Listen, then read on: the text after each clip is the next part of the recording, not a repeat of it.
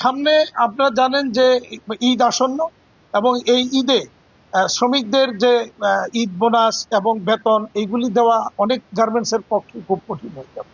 তো আমরা বাংলাদেশ ব্যাংকে একটা অনুরোধ করেছি, দুইটা অনুরোধ পাঠিয়েছি।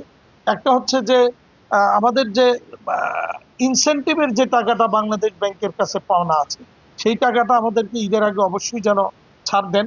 দ্বিতীয়ত হচ্ছে আমরা একটা সফট লোনের কথা বলেছি। এইটা আমাদের ক্ষুদ্র মাঝারি শিল্প এবং যাদের ইনসেন্টিভ টাকা নেই তারা যেন শ্রমিকের বেতন বোনাস দিতে পারে একটা সফট লোন দিয়ে, সেই ব্যবস্থাটা করার জন্য আমরা অনুরোধ করেছি। যদি এটা না করে সরকার, তাহলে এবারের ঈদে মালিক শ্রমিক আমাদের ইন্ডাস্ট্রি ঈদে বাড়ি ফেরা খুব কঠিন হয়ে যাবে।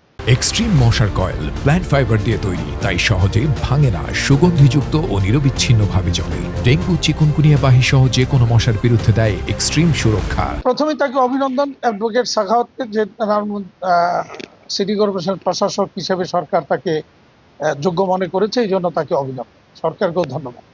আর পাশাপাশি যেটা আমরা মনে করি যে প্রায়োরিটি প্রথমেই হলো যানজট নিরসন করা, এইটা একটা অতি জরুরি কাজ। দ্বিতীয়ত হচ্ছে যে রাস্তার দেখবেন যে অর্ধেক দখল করে রাখছে, এই ফুটপাত সহ অর্ধেক দখল করে রাখছে হকাররা। এইটাকে একটা পার্মানেন্ট সলিউশনের দিকে সিটি কর্পোরেশন এবং জেলা প্রশাসন সহ মিলে এটাকে করতে হবে। কারণ এই রাস্তা অর্ধেক দখল করে রাখার ফলে নারায়ণগঞ্জের জনগণ অস্বস্তিতে আছে, কেউ যাতায়াত করতে পারছে না সময় মতো ঠিক মতো।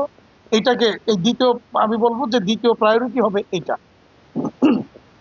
তৃতীয়ত হচ্ছে যে আমাদের যে শহরের যে পয় নিষ্কাশন বা এই রাস্তাঘাটের মেরামত, ড্রেনেজের যে কাজকর্ম এই যেভাবে স্লো গতিতে চলছে, এইটা এই যানজট এবং ভোগান্তির আরেকটা কারণ।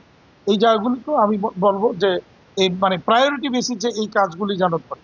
এরপরে দীর্ঘ পরিকল্পনা, যেটা দীর্ঘমেয়াদী পরিকল্পনা অনেক কিছু আছে, শহরের উন্নয়ন কিভাবে হবে সেই ব্যাপারে আমি মনে করি সিটি কর্পোরেশনের যিনি নতুন দায়িত্ব নিলেন তিনি এবং জেলা প্রশাসন সহ নারায়ণগঞ্জের বিভিন্ন বিশিষ্ট ব্যক্তিবর্গ, গণ্যমান্য ব্যক্তি সহ বসে একটা সম্মিলিত পরিকল্পিত উদ্যোগ নেওয়া দরকার এবং প্রত্যেককে এখানে সহযোগিতায় এগিয়ে আসার জন্য আমি অনুরোধ করব। ব্যবসায়ী, চাকরিজীবী, বিভিন্ন পেশাজীবী সবাই যেন সিটি কর্পোরেশনের নতুন প্রশাসককে এই ব্যাপারে সহযোগিতা করে, সেইটা আহ্বান জানানো।